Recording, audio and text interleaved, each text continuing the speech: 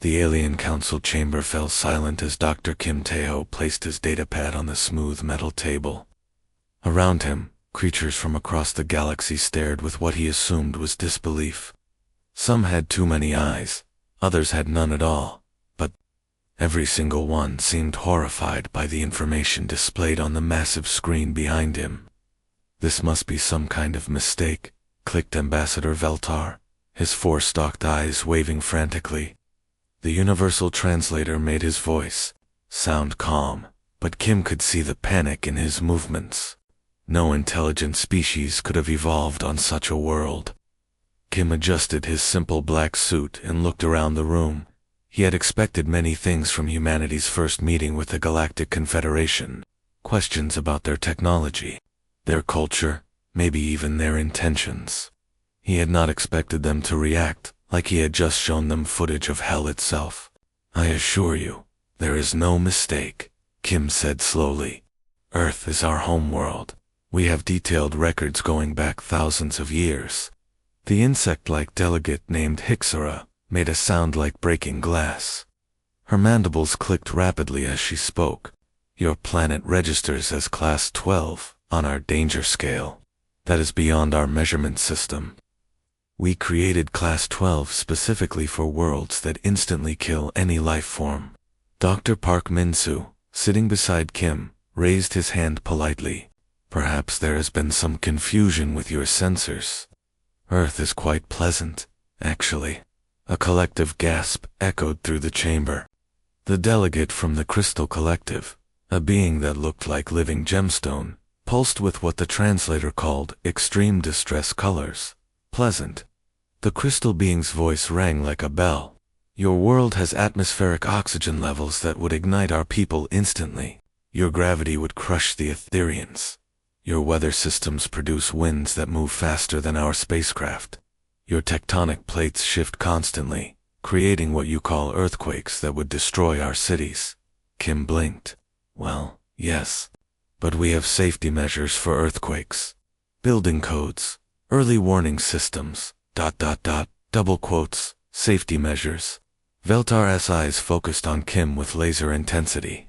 "You have safety measures for when your planet tries to kill you." "Our planet doesn't try to kill us," Park said with a small laugh. "These are just natural processes. Every world must have them." The room erupted in chaos. Delegates spoke rapidly in their native languages, creating a symphony of clicks, whistles, harmonics, and sounds that had no human equivalent. Kim could see panic spreading through the crowd like a wave. A new voice cut through the noise. Silence. The speaker was massive, easily 3 meters tall, with skin like polished metal. According to Kim's briefing notes, this was Commander Zethik of the Confederation Fleet. "Humans, please explain these safety measures." Kim stood and activated his presentation. Images of Earth appeared on the screen. "Well, for earthquakes, we build flexible structures that can move with the shaking. For storms, we have early warning systems and shelters. For floods, we build dams and levees. For volcanic eruptions, we monitor the magma movement and evacuate if necessary. You evacuate from exploding mountains." Hixara's voice reached a pitch that made several delegates cover their hearing organs. "Only sometimes," Kim said. "Many people actually live near volcanoes. The soil is very fertile there." "Fertile." The Crystal Collective delegate pulsed rapidly. "You grow food near exploding mountains." Park nodded enthusiastically. "Some of our best agricultural regions are volcanic. The minerals make excellent growing conditions." Commander Zethik stepped forward, his metal skin reflecting the chamber's lights. "Show us your wildlife." Kim hesitated. He had a feeling this was going to get worse. He switched to the next slide, showing a compilation of Earth's animals. A tiger appeared first, followed by a shark, then a grizzly bear. The reaction was immediate. Several delegates made sounds of pure terror. One species that looked like floating jellyfish actually tried to leave the chamber. "These creatures share your world?" Zethik asked, his voice carefully controlled. "Yes, though we generally avoid the dangerous ones," Kim said. We have protected areas where they can live safely. Protected areas where the monsters can live safely, whispered Veltar. They protect the predators from themselves. Park looked confused. They are not monsters. They are just animals. We have learned to coexist with them. Coexist, repeated Hixera slowly. You coexist with creatures that could kill you. Well, yes, Kim said. Though most animals prefer to avoid humans, we are actually quite dangerous to them. The chamber fell completely silent. Even the constant hum of the station's life support systems seemed to pause. You are dangerous to the predators, Zethik asked quietly. Kim realized he might have said something wrong. We try to protect endangered species now. In the past, we were perhaps too successful at hunting. Commander Zethik sat down heavily. Around the room, delegates began speaking in hushed tones to each other. Veltar finally broke the silence. We need to convene an emergency session. Your species requires immediate evacuation to suitable worlds. No civilization should endure such conditions. Kim and Park exchanged glances. Evacuation, Park asked. But we do not want to leave Earth. It is our home. The aliens stared at them with expressions that needed no translation. It was the look of beings who had just realized they were talking to the survivors of hell itself. And those survivors wanted to go back. 3 months had passed since the emergency evacuation proposal for humanity was quietly shelved. The Galactic Confederation had bigger problems now. Captain Lee Dongwook sat in the sterile conference room aboard the Confederation flagship, watching alien faces that showed various degrees of desperation.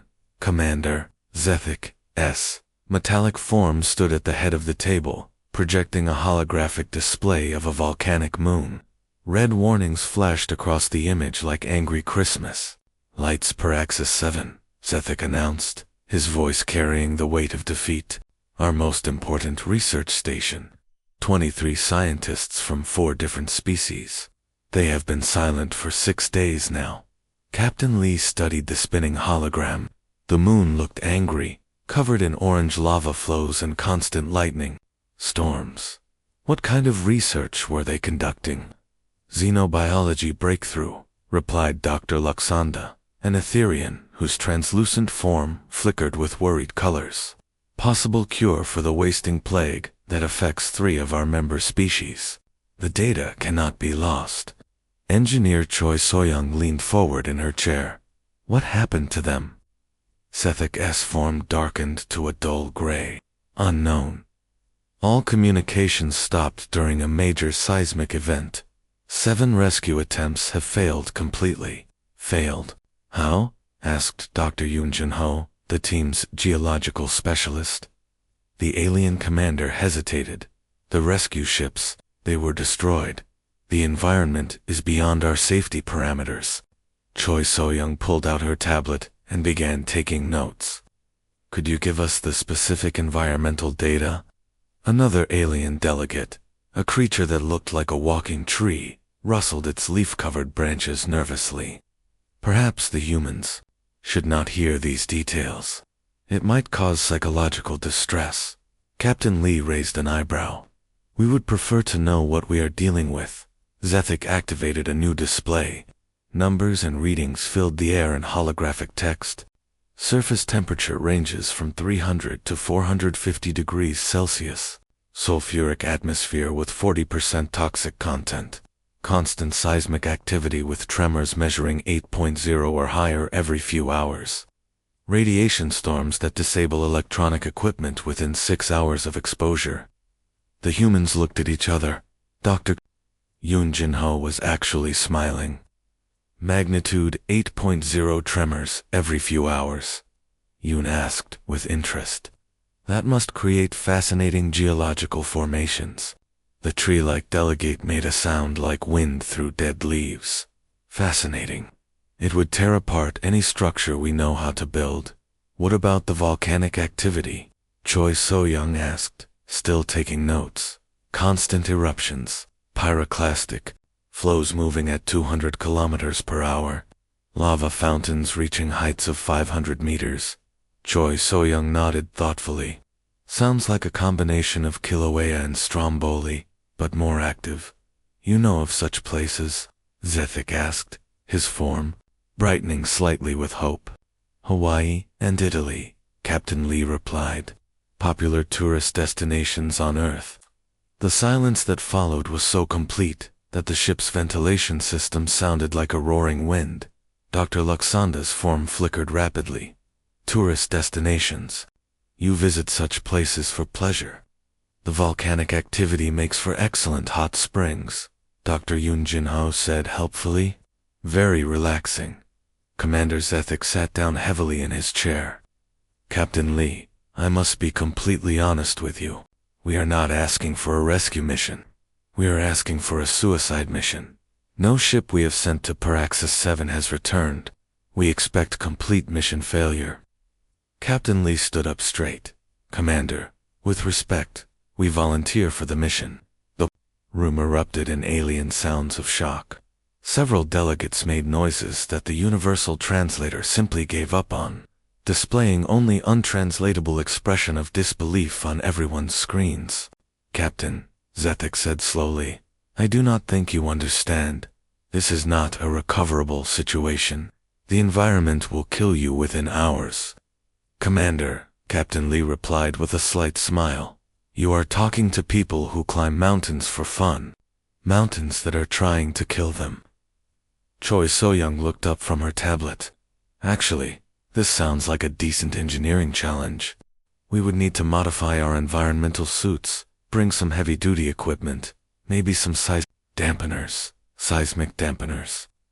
The tree delegates' branches shook violently. You have technology that can stop earthquakes. Not stop them, Dr. Yoon Jin-ho corrected. We just build things that can handle the shaking. It is basic construction technique on Earth. Zethik's form cycled through several colors that the translator labeled as confusion, hope, and terror. You would truly attempt this mission? Of course, Captain Lee said. Though, I should mention, we will need hazard pay. Hazard pay? Dr. Luxanda asked. Extra payment for dangerous work, Choi So-young explained. Standard practice for jobs that might kill you. The aliens exchanged rapid communications in their native languages. Finally, Zethik spoke again. Captain, if you can rescue even one scientist from Parax 7, the Confederation will pay any amount you name. Captain Lee grinned. Commander, we are not going there to rescue one scientist. We are going to get them all. He turned to his team. How long do we need to prepare? Give us 48 hours to modify the equipment, Choi So-young said. Maybe less if the supply depot has the parts we need. Dr. Yoon Jin-ho was already pulling up geological surveys on his tablet. This is going to be interesting. The alien delegates watched the humans discuss technical details with the enthusiasm of people planning a vacation. In their own languages, they began what sounded like prayers. The human ship Resilience dropped out of hyperspace near Paraxis 7, and Captain Lee Dong-wook immediately understood why the aliens called this place a death world. Through the bridge windows, the volcanic moon looked like a glowing coal spinning in the darkness of space. Orange lava flows covered half the surface, and constant lightning storms lit up the sulfur clouds that wrapped around it like a poisonous blanket. Beautiful, whispered Dr. Yoon Jin-ho from the geology station, his eyes wide with excitement. Look at those pyroclastic flows. The volcanic activity here is incredible. Lieutenant Han Ji-woo checked her sensors and frowned. Captain, I am reading the wreckage of 7 ships in orbit. Confederation rescue attempts, all destroyed. What destroyed them? Asked Chief Engineer Choi So-young, as she reviewed her equipment checklist one more time. Radiation storms, mostly. Some suffered hull breaches from volcanic debris launched into orbit. One ship appears to have been struck by lightning. Captain Lee nodded. Any word from the research station? Communications Officer Nam Haijin shook her head. No response to our signals. But the station structure is still intact. I can see it on visual, through the enhanced viewers. They could make out a small cluster of buildings perched on a rocky ridge between two massive volcanoes. It looked impossibly fragile against the hellish landscape. Confederation fleet is maintaining observation distance, Nam Hai-jin reported. They are requesting constant updates on our mental health status. Choi So-young laughed. Tell them we are fine. Actually, tell them we are excited. The approach to Paraxis 7 was rough. The ship shook constantly as they descended through the turbulent atmosphere, and the radiation alerts never stopped beeping. Captain Lee had to manually pilot through debris clouds of volcanic rock that moved like deadly snowstorms. Hull temperature rising, reported Han Ji-woo, 400 degrees, and climbing. Still within acceptable limits, Choi So-young said calmly. The heat shielding is holding perfectly. Dr. Yoon Jin-ho was practically bouncing in his seat as he watched the geological readings.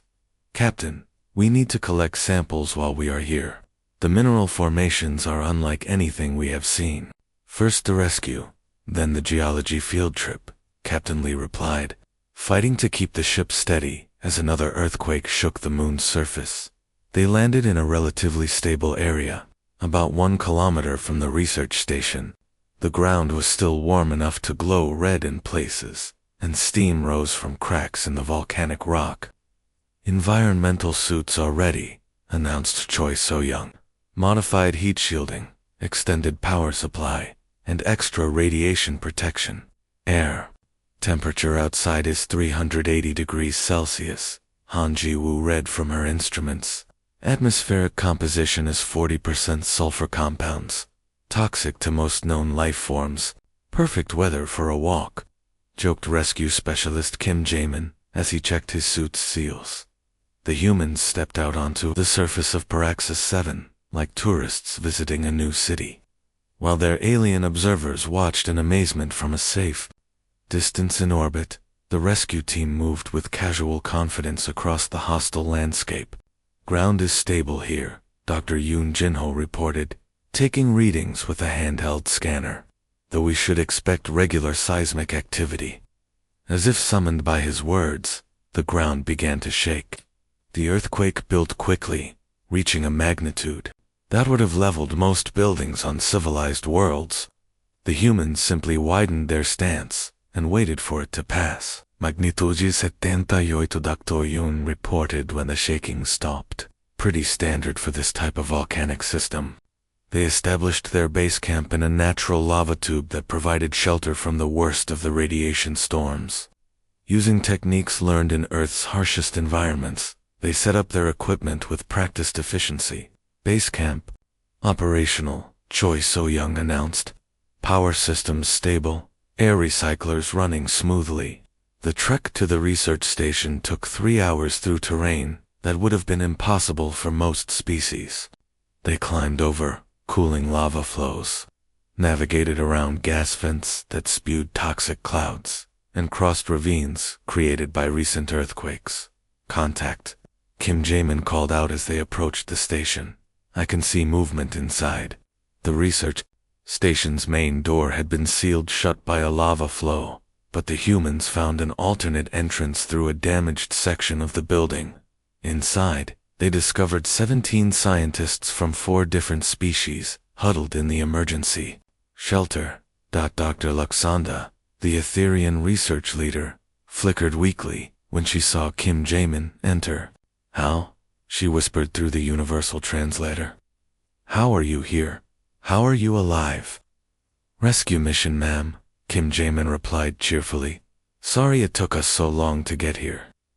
The rescued scientists stared at the humans in disbelief, as they were efficiently evacuated through conditions that had trapped them for days. Kim Jae-min carried the fragile Etherian researcher across a fresh lava flow, while Dr. Yoon Jin-ho helped a crystal collective scientist navigate around a gas vent. This is impossible, wheezed one of the scientists, a being that looked like a walking plant. You should be dead. We are all going to die. Ma'am, this is actually pretty mild compared to some places we have worked, Kim Jae-min said as he helped her into the rescue vehicle. You should see the sulfur mines on Io. Now that place will kill you, if you are not careful. As they prepared to leave Parax C7, Dr. Yoon Jin-ho was busy collecting mineral samples while Choi So-young documented the volcanic activity. We should come back here, Dr. Yoon said over the comm. This place would make an excellent research. Station 4, Extreme Geology. The rescued alien scientists looked at each other with expressions that needed no translation. They had just been saved by beings who wanted to return to hell for vacation. 1 year after the Paraxius 7 rescue, Ambassador Park Min-soo sat behind his desk at the Human Embassy on Confederation Central, staring at a screen full of job offers that would have horrified the galaxy just 12 months ago. His assistant, Jung Sora, entered, carrying 3 more datapads filled with contract requests. The Zephyrian Mining Consortium is offering triple standard rates for asteroid belt operations, Jung Sora announced, setting the pads on his desk. Apparently, their workers keep dying from radiation exposure in the Helios belt. Park Min-soo barely looked up from the contract he was reviewing. Standard approval. Send it to Captain Kim Woo-jin's team. They just finished that solar flare research project and are looking for something more challenging. Jung Sora made a note on her tablet. The Etherian Trade Federation wants human contractors for deep space salvage. A cargo ship crashed near a neutron star. Their insurance company declared it cosmically impossible to recover. Interesting. What is the cargo? Medical supplies for 3 colony worlds. Worth about 50 million credits. Park Min-soo smiled. Send that to Captain Seo. His crew loves salvage work, and they have been complaining that the last job was too easy. The door chimed, and Trade Representative Kong Dudgeon entered with barely contained excitement on her face. Sir, we just received the biggest offer yet, she said, activating a holographic display. The Celestial Mining Consortium wants exclusive human contractors for all operations in what they classify as death zones. Define death zones. Any environment with hazards above Class 8 on the Confederation danger scale. That includes gas giant atmospheres, star coronas, black hole proximity operations, and tidally locked worlds. Park Min-soo leaned back in his chair. Terms: minimum 5-year contract, premium rates guaranteed at 300% standard. And they are offering territorial development rights for any worlds we can make habitable that they consider uninhabitable. Through the embassy windows, Park Min-soo could see human cargo ships departing for assignments across the galaxy. Each one carried crews heading to environments that other species feared to approach, even with unmanned probes. Jung Sora, contact Captain Lee Sang-ho on the orbital station. Tell him we need to expand the Extreme Environment Division again. At this rate, we will have humans working in every impossible location in the galaxy within 2 years. Jung Sora was typing rapidly on her tablet when her comm device beeped. She answered it, listened for a moment, then looked up with concern. Double quotes, sir. There is a problem with the Titan industrial contract. They want us to build a mining platform inside the corona of their home star. Park Min-soo raised an eyebrow. Inside the corona? That is a new one. What are the environmental conditions? Temperature, 2 million degrees Celsius. Radiation levels that would kill most electronics instantly. Magnetic field fluctuations that could tear apart most metals. Kong the Jin whistled softly. Even for us, that sounds extreme. Send the specifications to Dr. Choi Min-soon's research team, Park Min-soo decided. If anyone can design equipment to work in stellar plasma, it would be him. He did enjoy that project building habitats in Jupiter's radiation belt. The comm system activated, and the face of Captain Han Soo-jin appeared on the wall screen. She was calling from somewhere in the Outer Rim, where her team was establishing humanity's first permanent base in a system with 3 binary stars. Ambassador, we have a situation, Captain Han reported. The local species here wants to hire us for what they call a divine punishment mission.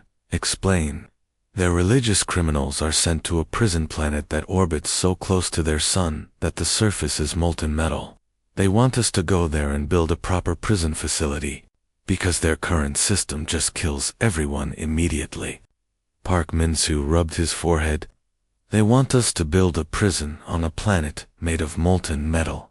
Yes, sir. They are offering to pay us in rare minerals, worth about 200 million credits. Jung Sora looked up from her tablet.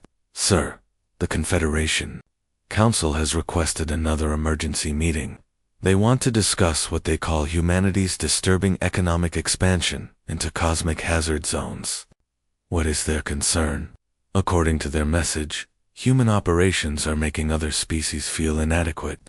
Several member worlds are requesting psychological support services because their populations are becoming depressed about their limitations. Park Min-soo stood up and walked to the window. Below, another human transport was loading passengers for a mining operation in a nebula that produced deadly radiation storms. The passengers were laughing and joking as they boarded, treating the trip like a vacation cruise. Jung Sora, schedule a meeting with the Confederation Council for next week. Also, contact the University of Seoul and tell them we need more graduates in extreme environment engineering. The demand is exceeding our supply. Yes, sir. Oh, and Captain Lim Do-sam called from the Vega system. She says the Ocean World project is ahead of schedule.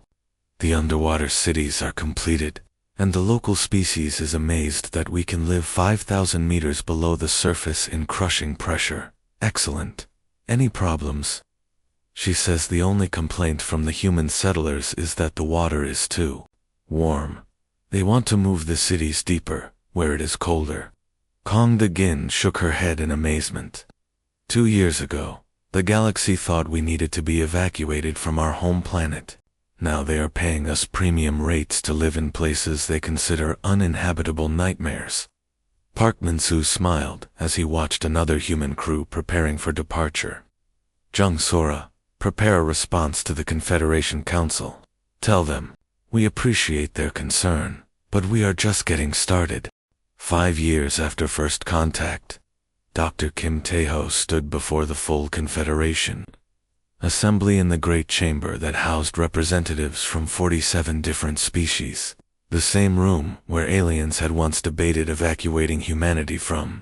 Their death world now buzzed with a very different conversation. Supreme Chancellor Moiden, whose ancient crystalline form had witnessed the rise and fall of dozens of civilizations, called the session to order with a sound like distant thunder.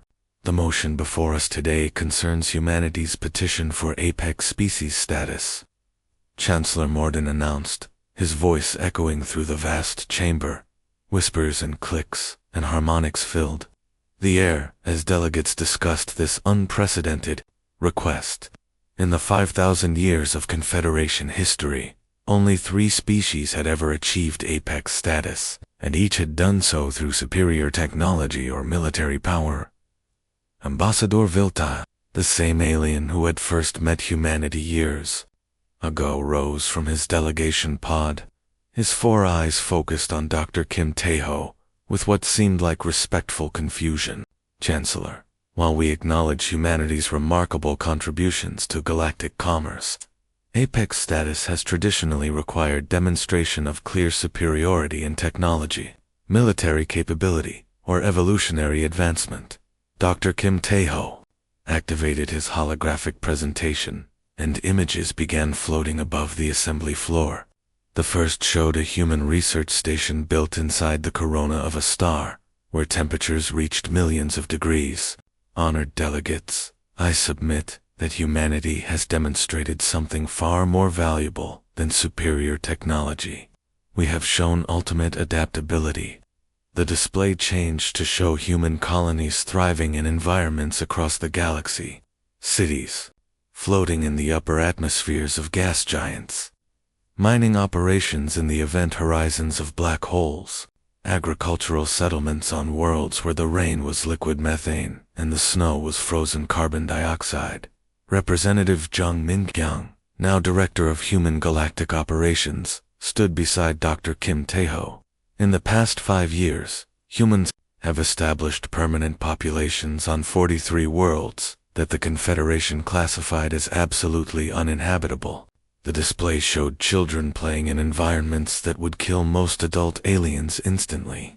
Human kids running through sulfur storms on volcanic worlds, swimming in seas of liquid ammonia, building snow forts from frozen oxygen on ice planets. The Nexari Collective considers their homeworld the pinnacle of paradise.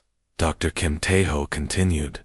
Perfect temperature, gentle gravity, no dangerous weather. Yet when solar flares threatened their orbital cities, human engineers worked in raw space for weeks to save them. The crystalline cities of Zephyr Prime are architectural marvels. But when tectonic shifts threatened to destroy them, human geological teams stabilized the fault lines during active earthquakes. Commander Zethik, whose metallic form had grown more respectful toward humans over the years, added his voice. Humans have solved problems that we considered impossible. They work in environments we cannot even observe safely with our instruments. In the visitor gallery, 12-year-old Lee Do-yoon fidgeted in her seat. Born on Paroxysm, after it became humanity's first successful Death World colony, she found the assembly chamber uncomfortably mild and boring. The perfectly controlled atmosphere made her feel sleepy. Every species in this chamber has evolved for specific conditions, Dr. Kim Tae-ho said as the display showed comparative data. The Etherians thrive in low gravity and gentle radiation. The Crystal Collective requires precise mineral compositions in their environment. The Nexari need exact temperature and pressure ranges. The images changed to show Earth's extreme diversity. Humans living in Arctic conditions that would freeze most aliens solid. Others working in deserts hot enough to melt metal. Deep sea. Researchers operating under pressure that would crush most spaceships.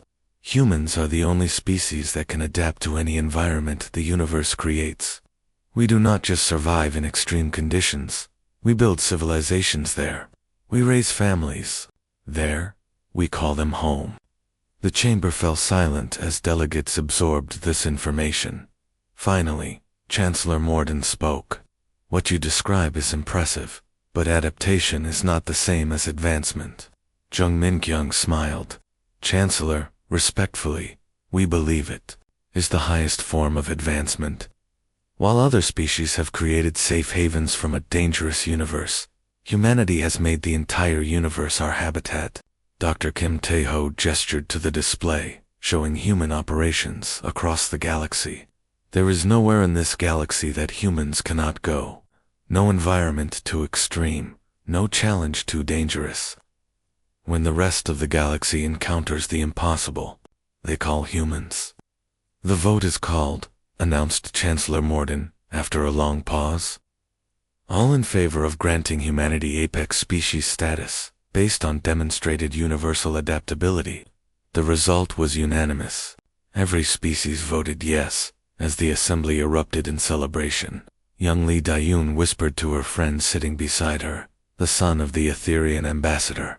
Hey Minho, next week my family is taking me to see the diamond rainstorms on Kepler 438b. Want to come? Dad says the pressure waves are supposed to be incredible this season. Minho, whose opalescent form shimmered with terror, politely declined.